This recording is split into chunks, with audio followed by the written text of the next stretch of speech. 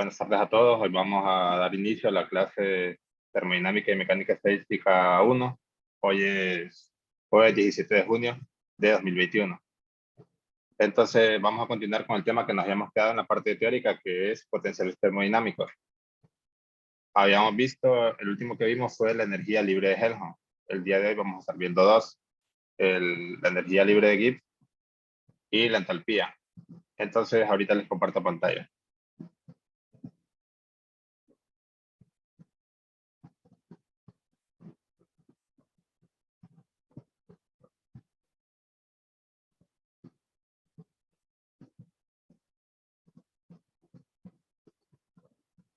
Mira, el profesor, él tiene las notas a mano, pero estas notas las hizo la vez anterior que dio la clase.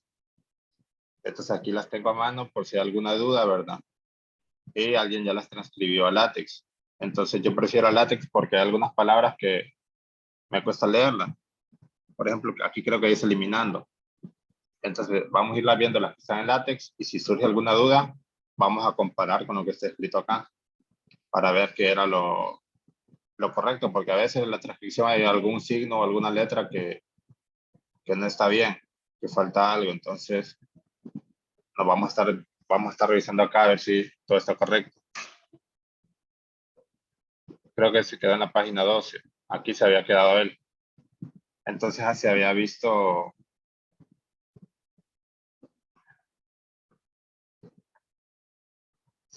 hasta aquí con un ejemplo. Pero vamos a hacer un pequeño como resumen de la parte anterior para no perder el hilo de qué fue lo último que se vio. Entonces, como para conectar con lo que vamos a empezar hoy, vamos a revisarlo en qué se había quedado él. Entonces, esto que está aquí es lo mismo, no sé si él se las compartió. Si no, se les deberían pedir, ¿verdad? Porque ya está todo lo de la clase aquí. Solo que sí he de irlo comparando con el original. Entonces él se quedó hasta aquí.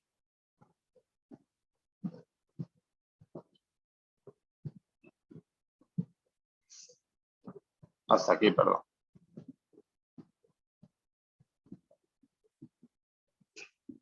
Entonces, vamos a ver un pequeño repaso de acá que había de esa energía libre de Helmholtz, donde la define. Y este teorema lo vamos a repasar. Entonces, acá arriba define, para definir esta energía libre de Helmholtz, parecido a lo que vamos a hacer hoy, el parte del primer principio de la termodinámica, solo que un poco configurado, ¿verdad? Recuerden que diferencial de U es igual a diferencial de calor más diferencial de trabajo, solo que el diferencial de calor aquí está sustituido por PdS y el diferencial de trabajo por PdV. Entonces, después de aquí, ¿verdad? Va agregando ciertos términos, después agrupa ciertos diferenciales y lo que le aparece dentro de este paréntesis es lo que él denomina F. Entonces, la energía libre de Helmholtz es esta que está aquí, U menos TS. Y el diferencial de esa energía es menos S de T menos P de B. Después de eso, ¿verdad? Hizo como de F, un diferencial exacto, comparó, fue el teorema de la diferenciación, ¿verdad? Comparó este término con el primero de acá, perdón, el D de B con el que está a la par del D de B, entonces sería menos P, y el segundo término con lo que está a la par del D de T, que es menos S. Entonces así obtiene esto. Luego esto no lo vamos a ver aquí, porque por tiempo, ¿verdad? Ya se vio igual. Ya cuando aparezca en el de Gibbs, que es el que vamos a ver hoy, sí vamos a explicar de dónde sale esto. Esto sí se los explico porque es más rápido de explicar. Entonces estos son temas que ya han visto. Luego compara las derivadas cruzadas, ¿verdad? Y obtiene esto de acá. Y aparece un teorema que dice si un sistema termodinámico sigma sufre un proceso reversible entre los estados de equilibrio y A y B, siendo la temperatura en estos dos estados igual a la temperatura de los alrededores, y si durante el proceso el sistema solo intercambia calor en los alrededores, no con otros sistemas, entonces el trabajo realizado por el sistema en esta transformación es igual a la disminución de la energía libre F del mismo. O sea, si los estados finales A y B tienen la misma temperatura que los alrededores, y esa temperatura entre los dos es iguales, el trabajo es igual a la energía libre del sistema. Y eso lo pueden ver aquí también el de F. Eso lo logra para un proceso isotérmico, ¿verdad? Para empezar a dar, para empezar a simplificar el problema. Entonces, en un proceso isotérmico, el de T sería 0. Entonces, si se fijan, el cambio de F va a ser igual al trabajo realizado entre esos dos puntos A y B para un proceso isotérmico. Eso lo empieza explicando de una forma general, ¿verdad? Para este caso, pero después más adelante hace una aclaración importante que está acá. Dice que este teorema, bueno, aquí está, que el trabajo es igual al cambio, al negativo del cambio de la energía libre de Helmholtz, delta F. Ella después dice que este teorema no está restringido a procesos isotérmicos entre dos estados de equilibrio, como se explicó inicialmente, ¿verdad? Sino lo que es realmente importante es que la temperatura entre los dos estados intermedios puede ser cualquiera, siempre y cuando en los estados extremos sea igual a la de los alrededores. O sea que, por ejemplo, si en el estado A el sistema está en 300 Kelvin, los alrededores de ese estado también deben estar en 300 Kelvin. Y en el estado B está en 400 Kelvin, los alrededores también. Entonces, de esa manera también sigue siendo válido.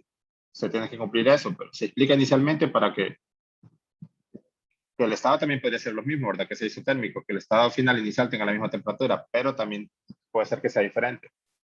Se explica inicialmente con la misma temperatura para que puedan verlo de aquí directamente de esta ecuación. Si el dt es 0, pero aunque el dt no sea igual a 0, se sigue cumpliendo que eso va a ser igual al trabajo.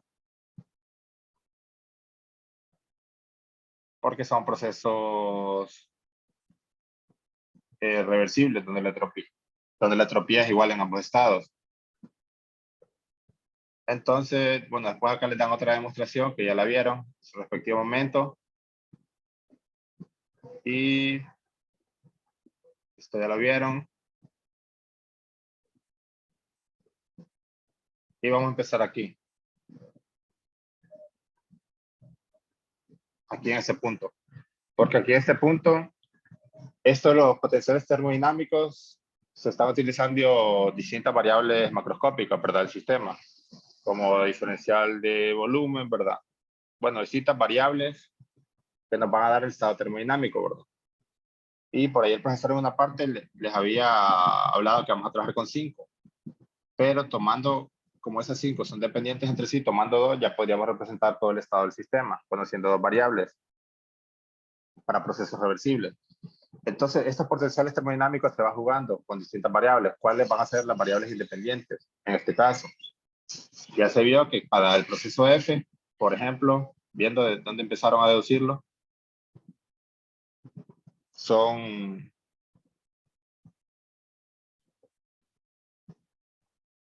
déjenme ver acá arriba. B y T, el volumen y temperatura. Para el F. Entonces ahora vamos a trabajar con otras para encontrar otro potencial termodinámico. Entonces ahorita sí empezaría lo de la clase a partir de este momento. Porque esto ya se había visto, ¿verdad? Un pequeño repaso. Entonces ahora vamos a trabajar con estas variables P y T. Vamos a considerar que estas dos variables son variables independientes.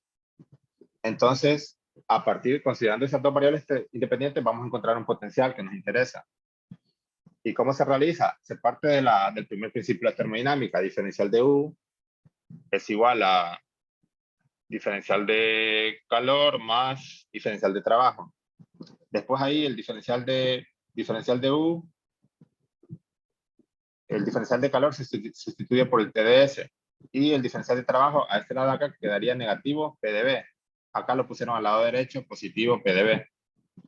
Estoy ya trabajando un poquito el primer principio. Rápidamente ustedes si hacen el cálculo van a llegar a esta ecuación. O bien se puede llegar de otra manera.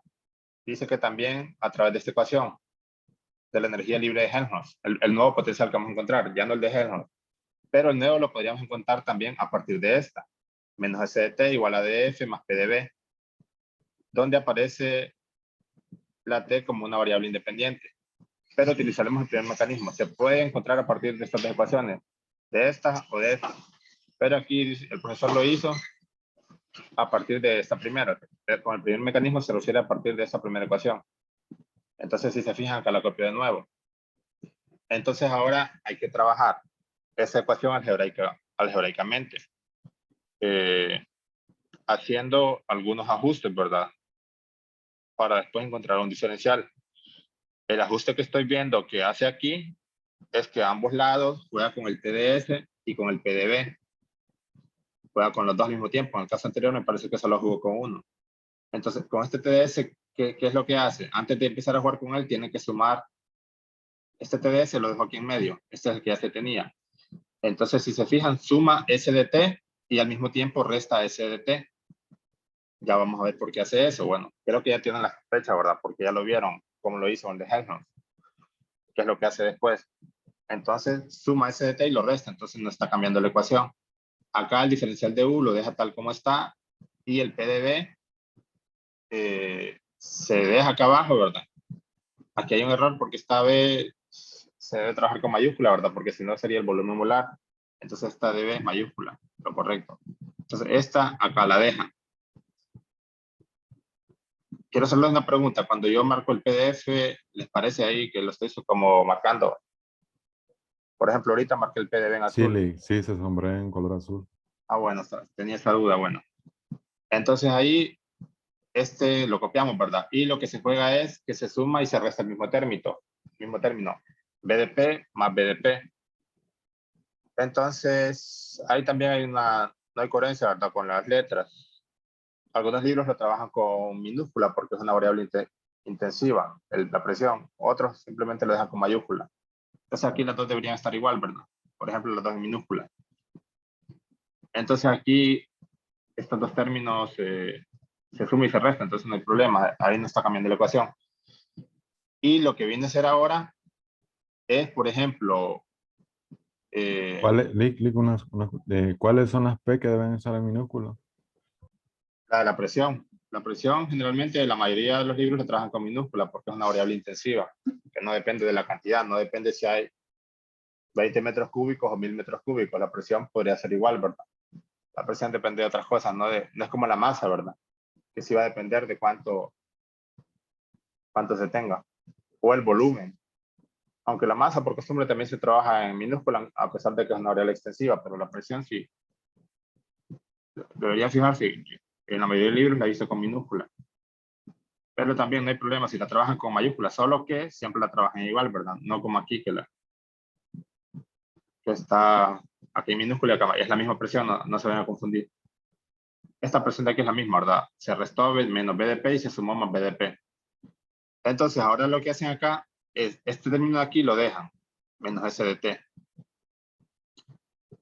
Y el BDP, este de aquí que está al final, no, este que está negativo, perdón, lo pasan acá. Entonces, como está negativo, pasa a positivo. Entonces, al otro lado, ¿qué queda? El DDU, como está solo, no hay problema, DDU, ¿verdad?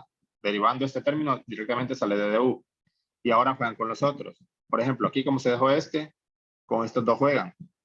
¿Cómo se podía representar eso? SDT más TDS, con un solo diferencial. Bueno, el diferencial de ST, ¿verdad? O diferencial de TS, da lo mismo. ¿Por qué? Porque el diferencial de ST, estos dos términos que están aquí marcados en azul, voy a rayar ahorita con la pizarrita de aquí del Zoom. Entonces, estos que están aquí, acá abajo los puedo representar como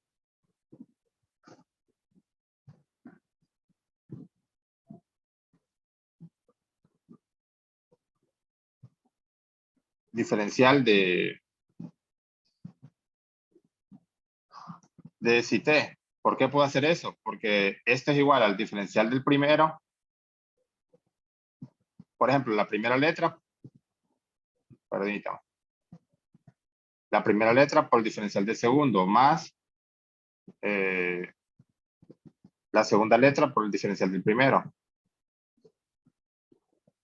Eso, ¿verdad? DST es igual a SDT más TDS. Entonces, estos dos de aquí lo puedo representar con DST. Como este lado me queda positivo, ya cuando pase al otro lado me queda negativo.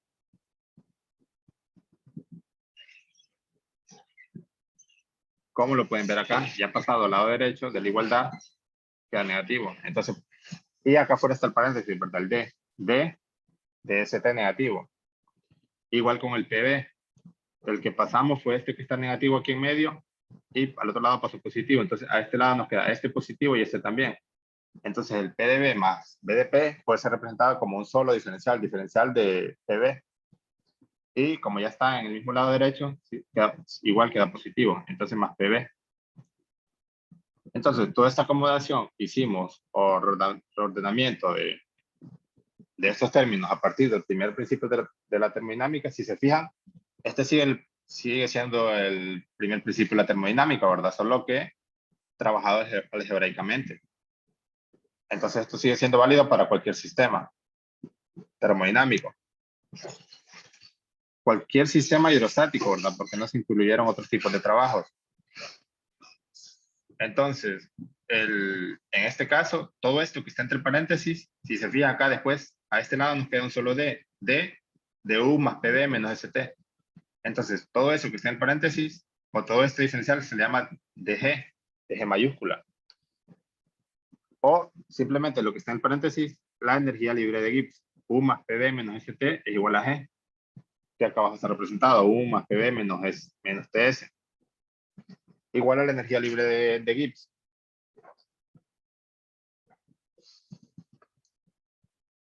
Entonces, esa energía libre de Gibbs la vamos a trabajar. Bueno, antes de ver acá, vemos que eso es igual a F de P. Entonces, el F era U menos TS. Eso lo pueden corroborar acá arriba. ¿Qué era F? U menos TS. Entonces, si quisiera sustituirlo, el diferencial de la energía libre de Gibbs en términos de F, lo podrían trabajar con F más PB, porque el F es U menos TS. Entonces, este es la energía libre de Gibbs, que generalmente no es que se encuentra de esa manera, ¿verdad? No es que usted va a ponerse el cálculo, cuánto es la energía interna, cuánto es la presión, cuánto es el volumen, cuánto es la temperatura, cuánto es la entropía. Sería bastante raro un ejercicio así, ¿verdad? Esta es como una representación de potencial, pero generalmente ya en la parte práctica se trabaja de otra forma. Como ven acá adelante, ya lo vamos a ver, que a partir de ese valor ustedes encuentran otras variables extensivas. Entonces, ahora, esta energía libre de Gibbs depende de varias variables, ¿verdad? Pero no son independientes entre sí, como podrían apreciar aquí. No es que depende de 5 variables, sino que ellas guardan relación entre sí. Entonces, nosotros expresándola con 2 variables, con P y T, que es acá, como dice acá, que a partir de esa variable lo queremos representar, ese potencial, trabajándolo con estas variables, con P y T, como G es una diferencial exacta, que depende del punto, entonces nosotros podemos aplicar aquí este teorema, ¿verdad? De diferenciación para diferenciales exactas de DG. Entonces, como va a depender, queremos que dependa de P y T, nosotros podríamos trabajarlo de otra manera, pero en este caso vamos a trabajarlo así, que dependa de P y T. Entonces sería diferencial de G con respecto a P a T constante de dP más diferencial de G con respecto a T a P constante de dt. Ahora, ya encontrando esto, nosotros podríamos comparar los términos de esto con los de la ecuación 96. Entonces, el d de G, si se fijan, acá está a la de derecho, da lo mismo si está acá a la de izquierdo, podría estar acá. El d de G, acá es igual a un término multiplicado por d de P y a otro término multiplicado por d de T, lo mismo que acá arriba, a un término multiplicado por dt y a otro término multiplicado por dp. Entonces hay que comparar los términos que van multiplicando. Por ejemplo, el que multiplica la presión, ¿cuál es? El volumen. Entonces, volumen igual de la parcial de G con respecto a P a T constante. Volumen igual a la parcial de G con respecto a P a T constante. Eso multiplica la presión. Entonces la presión no se coloca. Y aquí el signo de acá abajo está equivocado. Acá es positivo, acá abajo. Si se fijan, aquí está positivo, ¿verdad? Entonces ahí corrijan, ¿verdad? Este volumen es positivo. Igual en lo que él dio, yo me fijé y también es positivo. No sé por qué aquí cuando La, la S sí es negativa. Sí, si se fijan, miren, acá está esta ecuación que él llama 99, está el volumen positivo. Aquí está positivo. Quizás está signo negativo, esta coma quizás fue interpretada como signo negativo, mal colocado, y por eso la pusieron negativa. Cuando no es en realidad, pero es positivo. Y luego comparan el otro término, el que multiplica el dt. Entonces, ¿Cuál multiplica el de T? Negativo S. Entonces, negativo S o despejando S, como quieran, ¿verdad? Aquí lo dejaron negativo S. Negativo S es igual a la parcial de, ¿qué multiplica el de T? Parcial de G con respecto a T a P constante. Parcial de G con respecto a T a P constante. Aquí si quieren despejar la entropía, ¿verdad? Solo pasan el signo negativo al otro lado. Entonces, de esta manera, si nosotros conocemos la ecuación de la energía libre de Gibbs, a veces los ejercicios teóricos nos dan esas ecuaciones, ¿verdad? Después, con cierta experimentación, nosotros podríamos conocer para cierto material cómo se comporta la energía y también llegar a un ajuste para encontrar la ecuación, ¿verdad? De la energía libre de Gibbs en cierto material. Entonces, esa energía libre de Gibbs es necesaria para encontrar estas variables, por ejemplo, el volumen o la entropía, en este caso. Entonces, si nosotros las encontramos a partir de la energía libre de Gibbs, que la energía libre de Gibbs depende de la presión y la temperatura, y nosotros las encontramos calculando estas derivadas, entonces esa entropía y ese volumen también sería encontrado en función de la temperatura y de la presión, como ven aquí, ¿verdad? Y a ver ahora, aquí calculan el CP. Este CP, a ver cómo lo calculan, permítanme. Temperatura parcial de S con respecto a T a P constante. CP, parcial de S con respecto a T a P constante.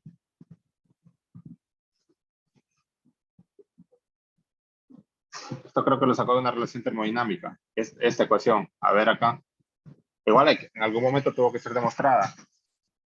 Porque si se fijan, ahí no está relacionando la energía libre, sino que términos que ya se habían visto antes, como son la entropía, temperatura y presión. Entonces supongo que esa ecuación en algún momento fue demostrada. Entonces ahí le estoy dando eso, ¿verdad? En función de temperatura, presión y otras variables. A ver si la encuentro acá.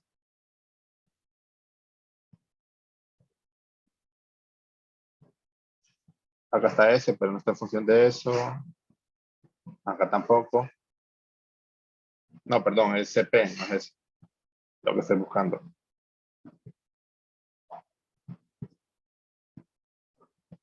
Déjenme buscar ese CP para ver de dónde salió.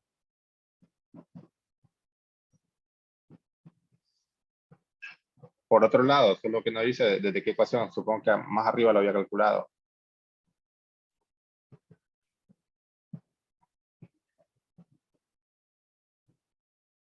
Lo tomó de alguna parte, de alguna ocasión, porque no lo demuestra, sino que dice, por otro lado, CP es igual a tal cosa.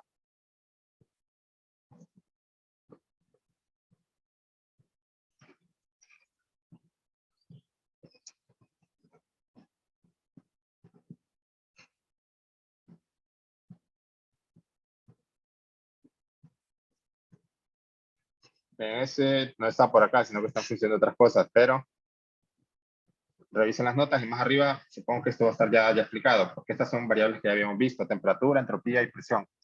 Entonces el CP es igual a esto, en este caso. S, temperatura y presión. Pero lo que aquí en esta ecuación les tratan de decirlo, que también lo pueden encontrar a partir del G, no solo a partir de esta. Entonces, ¿qué es lo que hacen? Como se obtiene a partir de S, y acá tengo S, y es igual a la parcial con respecto a la temperatura, multiplicada por la temperatura. Entonces, sería a ambos lados de esta ecuación, derivaron, perdón, con respecto a la temperatura. Y luego multiplicaron a ambos lados por la temperatura. Entonces sería la segunda, como aquí está el diferencial, la derivada de G con respecto a la temperatura una vez, entonces sería la segunda derivada de G con respecto a la temperatura y multiplicada por T. Y el signo negativo pasaría a este lado, ¿verdad? Porque es directamente la entropía, no es la entropía negativa. Entonces es la segunda derivada de G con respecto a la temperatura menos T. Entonces en este punto tomemos que lo que están demostrando aquí es que esto es igual a esto. Esto de aquí supongo que más arriba ya fue explicado de dónde sale esa ecuación. Por ahora ahí no nos detengamos, ¿verdad? Entonces también si ustedes conocieran la función de la energía libre de Gibbs, podría encontrar el CP. Entonces ya van viendo la utilidad, que pueden encontrar la entropía, el volumen, también el CP, conociendo esa ecuación. Y dice aquí, da lugar a las capacidades caloríficas del sistema. Bueno, eso que encontró ahorita el CP. Y acá abajo parece que también se relaciona con la compresibilidad isotérmica, el KT. Recuerden de la definición del KT, esta sí la teníamos. Este lado izquierdo, con este de aquí, ya lo conocemos. KTA, que es igual a la derivada del volumen con respecto a la presión a T constante, multiplicada por menos 1 sobre volumen. Entonces el volumen acá la pasan al lado derecho. ¿verdad? Esto pasándolo acá me queda menos 1 sobre el volumen por la derivada parcial de D con respecto a P a T constante igual a KT. Es la definición de KT. Entonces vamos a buscar el volumen porque arriba lo tenemos. El volumen es igual a tal BCG y sería la derivada con respecto a la presión. Aquí el G ya lo tenemos derivado una vez con respecto a la presión, entonces derivando a ambos lados me queda la derivada segunda del G con respecto a la presión. Y este volumen lo podrían pasar dividiendo acá, ¿verdad? Si quieren. Entonces el KT, bueno, sí, aquí lo hicieron en el siguiente paso, multiplicando este menos por este, me quedan positivos ambos y el volumen lo pasaron dividiendo. Entonces la segunda derivada de G con respecto a la presión. Básicamente lo que hicieron aquí es derivar a ambos lados con respecto a la presión. Y sustituyeron eso acá, en esta ecuación. Ya la segunda derivada del volumen con respecto a la presión, perdón, la primera derivada del volumen con respecto a la presión sería igual a la segunda derivada de G con respecto a la presión. Derivando esto, ¿verdad? A ambos lados con respecto a la presión. Ya a esta ecuación y después despejan para el KT. No sé si hay alguna duda hasta el momento, antes de avanzar a la siguiente ecuación.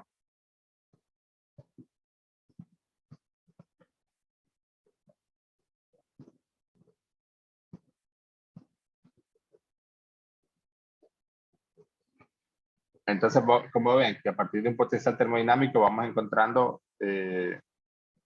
propiedades macroscópicas del material, ya sea un gas, ¿verdad? Un líquido o un sólido. Y después dice, bueno, que esto da lugar a la compresibilidad isotérmica, o sea, la ecuación anterior. Y finalmente la ecuación 100 da lugar a la tercera relación de Maxwell. Entonces hay relaciones de Maxwell, ¿verdad? De orden cero, de primer orden. Esta me parece que es una relación de segundo orden. A ver las relaciones. Antes de explicarla, quiero ver para no estar confundiendo eso de qué orden es. Quiero, por acá las menciona. No, esta es de primer orden. De orden cero son estas, las que salen directamente.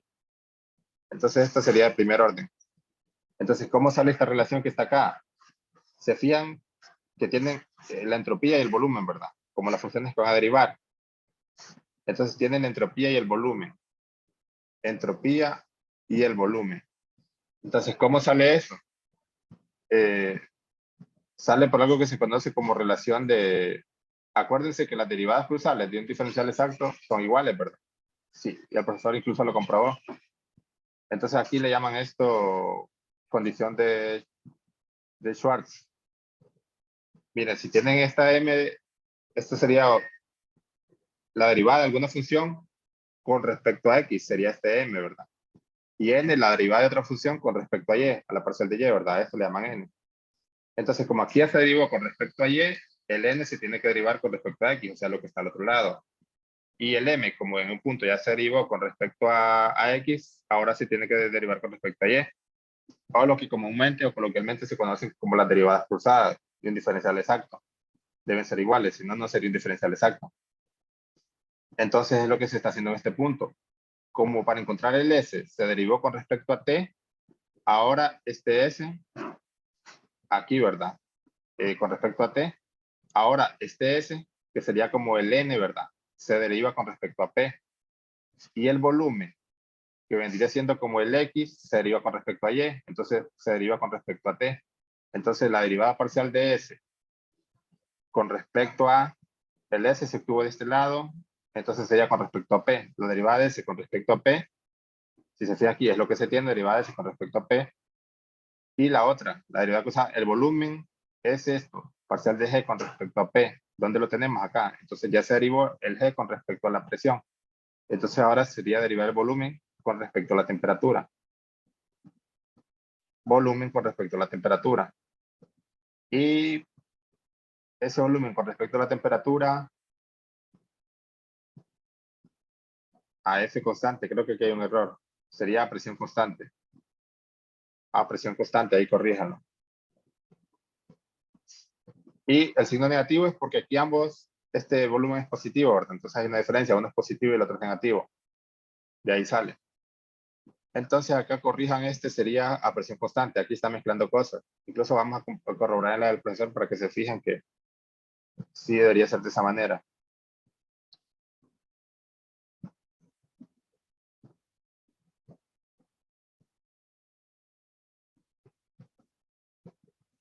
Aquí es que quizás se confundió porque no se mira muy bien la presión.